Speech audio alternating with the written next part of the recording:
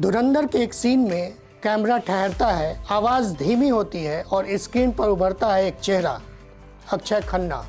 ना शोर, ना बैकग्राउंड में चीखता म्यूज़िक, बस आंखें जो बहुत कुछ कह जाती हैं। और यहीं से सवाल उठता है, क्या यह सिर्फ अक्षय खन्ना की वापसी है या फिर विनोद खन्ना की विरासत का अगला अध्याय। विनोद खन्ना एक ऐसा नाम जिसने स्टारडम छोड़ा, खामोशी चुनी और फिर दयावान जुर्म, सत्यम जैसी फिल्म से ऐसी वापसी की कि इंडस्ट्री चुप हो गई। आज वही पैटर्न अक्षय खन्ना में दिखता है, कम दिखना, पर जब दिखना तो असर छोड़ जाना।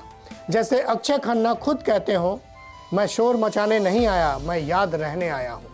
नमस्कार, मैं हूँ नवनीत सरन और आप देख रहे हैं न्यूज़ी इंडिया का धुरंधर शो। धुरंधर में अक्षय विलेन नहीं लगते, वो डर की परिभाषा लगते हैं। उनकी एक्टिंग चिल्लाती नहीं, वो धीरे धीरे दिमाग में उतरती है। एक साइलेंट डायलॉग जैसे असर।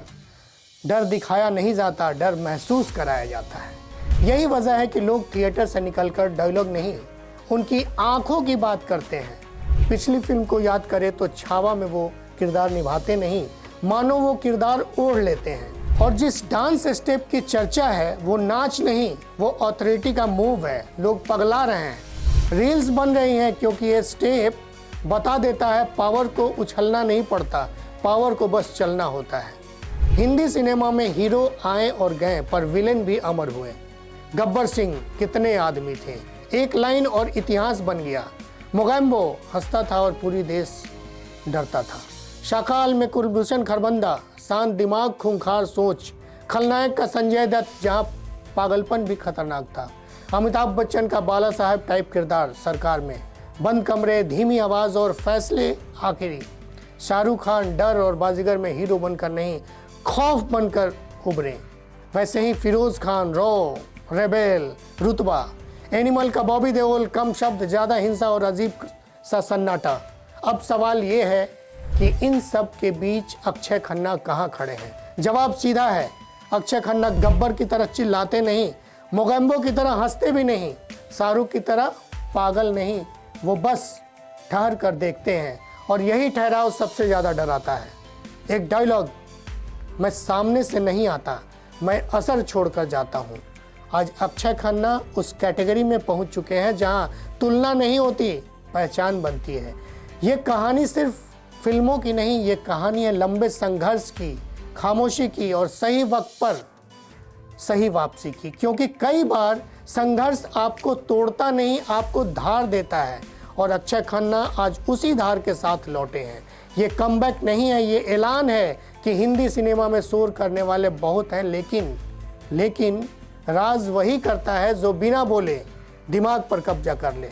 अक्षय खन्ना विरासत में विनोद खन्ना, अंदाज में खामोशी और असर में भी बॉलीवुड का सबसे खतरनाक चेहरा। किसी कमरे में बैठा सबसे ज़्यादा खामोशी आदमी डराने लगे तो समझ जाइए वही असली धुरंधर है। और आज धुरंधर में वही खामोशी नाम बन चुकी है अक्षय खन्ना की। ये कोई अचानक हुई वापसी नहीं है, ये उसी विरासत का विस्तार है जिसका नाम है विनोद खन्ना, जो हीरो थे पर उनकी आंखों में हमेशा एक रहस्य रहता था। और आज उसी रहस्य की अगली पीढ़ी अक्षय खन्ना है। बॉलीवुड को विलेन क्यों याद रहते हैं? हिंदी सिनेमा में हीरो बदल जाते हैं पर विलेन का इतिहास बन जाते हैं। गब्बर सिंह जो डर गया समझो मर गया, एक डायलॉग और पूरा देश कांप गया।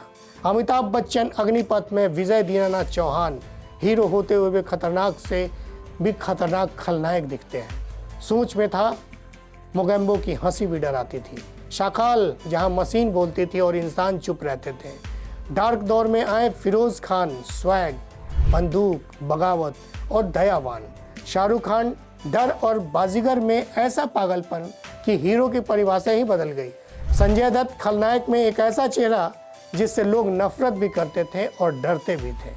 एनिमल के बॉबी देओल बिना संवाद, बिना बैकग्राउंड स्टोरी, सिर्फ उपस्थिति। और अब इसी लाइन में सबसे खामोश नाम अक्षय खन्ना का। धुरंधर में अक्षय खन्ना चिल्लाते नहीं हैं, वो कहते हैं लोग मुझे कमज़ोर समझते हैं क्योंकि मैं बोलता कम हूँ, उन्हें नहीं पता मैं सोचता ज़्यादा हूँ। उनकी आंखें संवाद से पहले वार करती है। यही वजह है कि उनका एक सीन पूरी फिल्म पर भारी पड़ता है। छावा में वो सिर्फ अभिनेता नहीं, मनोविज्ञान बन जाते हैं। और जिस डांस स्टेप की चर्चा है वो नाच नहीं, दबदबे का इशारा है। यह भी सच है कि वो किसी स्टारडम की दौड़ में नहीं रहते हैं, शायद इसी वजह से आज वो भीड़ से अलग खड़े हैं।